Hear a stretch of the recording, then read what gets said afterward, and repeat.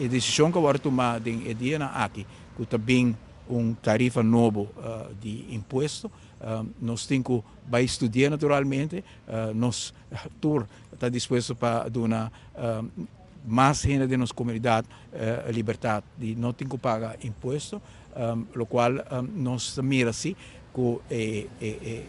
a decisão aqui está parece pouco atentado contra a prioridade que claramente o partido AVP apone para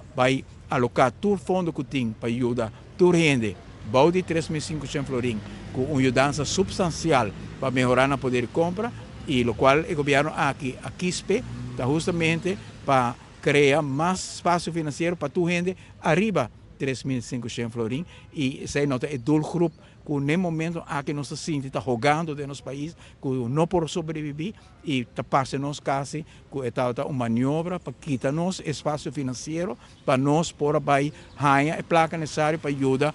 nos pensionados, não que viva unicamente de 1.100 florins, se é solteiro, unicamente 1.900 florins, se não pareja, ou estão com um salário mínimo, obviamente. Aqui não apenas arriba o grupo aqui, mas apenas arriba outro grupo, e nós não sabemos se se calculação, e para nós, se nos pode ajudar todos os grupos, se é um exercício seguro que o futuro AVP lo hace, com prazer nos que ajuda todos os grupos, mas seguro está se se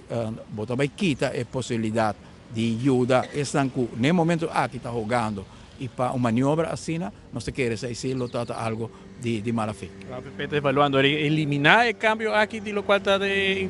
cambio de reducción en impuesto belasting? Não, não está papiando de eliminar, não está papiando de fazer exercício para mirar quanto placa também custa e que o impacto de isso também está para nos ajudar, do qual nós bisa estão mais marginal de nossa comunidade. Quanto agora bisa 24 milhões, outro banana bisa